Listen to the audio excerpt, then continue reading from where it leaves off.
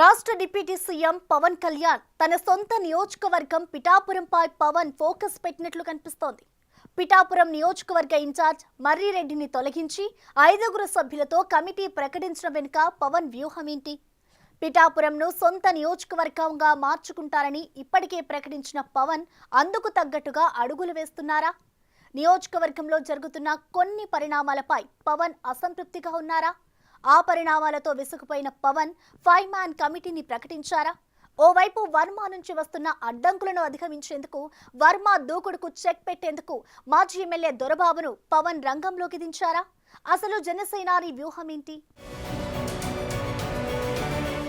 కూటమి ప్రభుత్వంలో రాష్ట్ర డిప్యూటీ సీఎంగా వ్యవహరిస్తున్న పవన్ కళ్యాణ్ తన సొంత నియోజకవర్గం పిఠాపురంపై పూర్తిస్థాయి ఫోకస్ పెట్టారు. వైజాగ్ వేదికగా సేనాతో సేనాని కార్యక్రమంతో పార్టీ క్యాడర్కు దిశానిర్దేశం చేసిన జనసేన అధ్యక్షుడు పవన్ కళ్యాణ్ తన సొంత నియోజకవర్గమైన పిఠాపురంలో జరుగుతున్న గ్రూప్ రాజకీయాలకు చెక్ పెట్టి పిఠాపురం నియోజకవర్గాన్ని తన శాశ్వత నియోజకవర్గంగా మార్చుకోవడానికి వ్యూహ రచన చేస్తున్నట్టు తెలుస్తోంది. ఈ నేపథ్యంలో నిన్న మొన్నటి వరకు పిఠాపురం జనసేన ఇన్ఛార్జిగా వ్యవహరించిన మర్రెడ్డి శ్రీనివాస్ ను ఆ బాధ్యత నుంచి తొలగించి 5 మెన్ కమిటీకి బాధ్యతలు అప్పగించారు. 5 సభ్యులతో కూడిన కమిటీ ద్వారా నియోజకవర్గంలో పూర్తిస్థాయి పట్టు సాధించాలని పవన్ ఆలోచన ఉన్నట్లుగా అర్థమవుతుంది.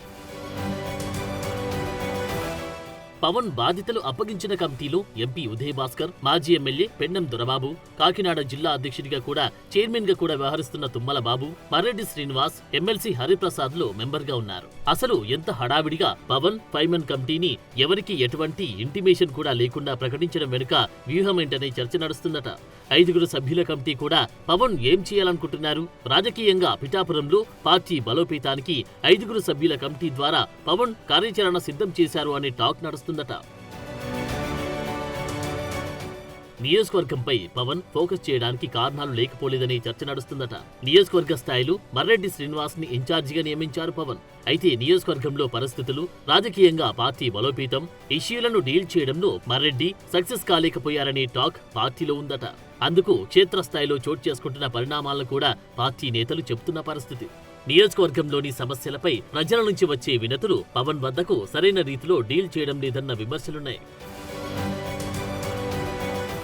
తాజాగా మత్స్యకారులు పిఠాపురం నియోజకవర్గంలోని పవన్ కళ్యాణ్ ఇంటి వద్ద ధర్నాకు దిగడం రాష్ట్ర వ్యాప్తంగా చర్చనీయాంశంగా మారింది. పిఠాపురం నియోజకవర్గంలోని చెరువులు, మట్టి తవ్వకాలకు సంబంధించి జనసేన నాయకులు కొట్టుకోవడం, ఇసుక అక్రమ రవాణా విషయంలో నేరుగా టీడీపీ ఇన్ఛార్జ్ వర్మ అవినీతి జరుగుతుందంటూ ప్రెస్ మీట్ నిర్వహించడం, ఇలా పిఠాపురం నియోజకవర్గం పలుమార్లు వార్తల్లో నిలవడానికి స్థానిక నాయకత్వం సక్రమంగా లేకపోవడమే కారణమన్నట్లు పవన్ గ్రహించినట్లుగా జనసేన క్యాడర్లు చర్చ జరుగుతుందట.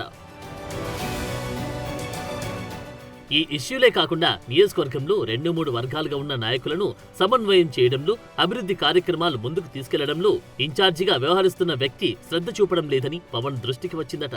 రాష్ట్రమే కాదు, దేశం మొత్తం పిఠాపురం నియోజకవర్గం వైపుకి చూసేలా అభివృద్ధి చేసి చూపిస్తానని పిఠాపురం ప్రజలకు హామీ ఇచ్చిన పవన్ కళ్యాణ్ ఆ విధంగా కార్యాచరణ చేపట్టేందుకు స్వయంగా తానే రంగంలోకి దిగారని టాక్ వినిపిస్తోంది.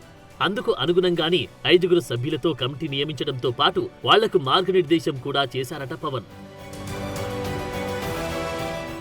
5 మెన్ కమిటీ ద్వారా నియోజకవర్గంలో జనసేనలో గ్రూప్ రాజకీయాలు లేకుండా చేయడమే పవన్ ప్రధాన లక్ష్యంగా పవన్ వ్యవహారచన చేస్తున్నారట. వైసీపీ నుంచి జనసేనలోకి వచ్చిన నేతలు పిఠాపురం నియోజకవర్గంలో ఎక్కువగా ఉండడంతో పాత నేతలు, కొత్త నేతలు అనే భేదాభిప్రాయాలు కాస్త గ్రూప్ రాజకీయాలుగా మారుతున్నాయి అనే విషయాన్ని పవన్ పసిగట్టినట్లుగా తెలుస్తోంది. ఈ నేపథ్యంలోనే 5 మెన్ కమిటీ ద్వారా పాత కొత్త భేదాలు లేకుండా అందరూ జనసేన పార్టీకి పనిచేసే విధంగా, జనసేన బలాన్ని మరింత పెంచే విధంగా బలమైన కార్యాచరణ రూపొందించాలని, నియోజకవర్గంలో పట్టు పూర్తి స్థాయిలో సాధించే దిశగా పవన్ అడుగులు వేస్తున్నారని టాక్. అయితే ఈ 5 మెన్ కమిటీలో వైసీపీ నుంచి జనసేన తీర్థం పుచ్చుకున్న పిఠాపురం మాజీ ఎమ్మెల్యే పెండం దొరబాబును పవన్ నియమించడం చర్చనీయాంశంగా మారింది. దీని వెనుక పెద్ద స్కెచ్ ఉన్నట్లు పార్టీ నేతలు చెవులు కొరుకుంటున్నారట. ఒక పక్క పిఠాపురం టీడీపీ ఇన్ఛార్జ్ మాజీ ఎమ్మెల్యే వర్మ జనసేన నాయకుల కంటే తానే బలవంతుడని చూపించే ప్రయత్నం ప్రతిసారి చేస్తున్నారు. అన్ని విషయాల్లోనూ వర్మదే పై చేయిగా ఉండాలని వ్యూహాలు రచిస్తున్న వర్మకు చెక్ పెట్టాలంటే వర్మకు కొరకరాని కొయ్యగా చిరకాల ప్రత్యర్థిగా ఉన్న పిఠాపురం నియోజకవర్గం మాజీ ఎమ్మెల్యే పెండం దొరబాబును రంగంలోకి దించారనే చర్చ నడుస్తుందట. వర్మ ప్రతివ్యూహాన్ని రచించే పెండం దొరబాబు రాజకీయాలను హూందాగా చేస్తారనే నమ్మకం పవన్ కి కలిగిందట. పిఠాపురం నియోజకవర్గంలో జరిగే కూటమి పంచాయతీల విషయాల్లో కూడా అనేక మంది నాయకులు కార్యకర్తలు పెండం దొరబాబు వెనుక ఉండడం గమనార్హం. ఆ క్రమంలో నియోజకవర్గంలో జనసేన బలోపేతానికి అవసరమైన కార్యాచరణను రూపొందించే విధంగా కీలక బాధ్యతలు పెండం దొరబాబుకు పవన్ అప్పగించినట్లు సమాచారం. జనసేనానికి పర్మనెంట్ నియోజకవర్గంగా పిఠాపురంని మార్చేందుకు దొరబాబుని రంగంలోకి దింపినట్లుగా క్లియర్ కట్ గా అర్థమవుతుందని అంటున్నారు. సార్వత్రిక ఎన్నికల్లో ఏ విధంగా జనసేన 100% స్ట్రైక్ రేట్ సాధించిందో అదే విధంగా పిఠాపురం నియోజకవర్గం నుంచి రాబోయే పంచాయతీ ఎన్నికల్లో కూడా 100% స్ట్రైక్ రేట్ సాధించాలని జనసేనాని పవన్ కళ్యాణ్ భావిస్తున్నారట. అది జరగాలంటే ప్రతి గ్రామంలోనూ జనసేనకు మెరుగైన నాయకుడు, బలమైన కార్యకర్తలు ఉండాలని, దొరబాబు వెంట వచ్చే నాయకులను ముందు నుంచి జనసేనలో ఉన్న నాయకులను కలుపుకొని ముందుకు వెళ్లే విధంగా నాయకత్వం ఉండాలని కోరుకుంటున్నారట. ఆ క్రమంలో స్థానిక సంస్థల ఎన్నికల్లో పిఠాపురంలో జనసేన సాధించే విజయాన్ని చూసి రాష్ట్రం మొత్తం అభినందించే విధంగా పవన్ భారీ స్కెచ్ వేసి 5 మెన్ కమిటీ ప్రకటించి పెండం దొరబాబుకు కీలక బాధ్యతలు అప్పగించారనే చర్చ నడుస్తుందట. ఒకే దెబ్బకు 2 పిట్టలు అన్న చందాన ఒక పక్క వర్మ వ్యూహాలకు చెక్ పెట్టేందుకు, మరోపక్క పార్టీ మరింత బలోపేతం చేసి స్థానిక సంస్థల ఎన్నికల్లో జనసేన సత్తా పిఠాపురం నుంచి చూపించేందుకు పవన్ కళ్యాణ్ వ్యూహ రచన చేస్తున్నారట.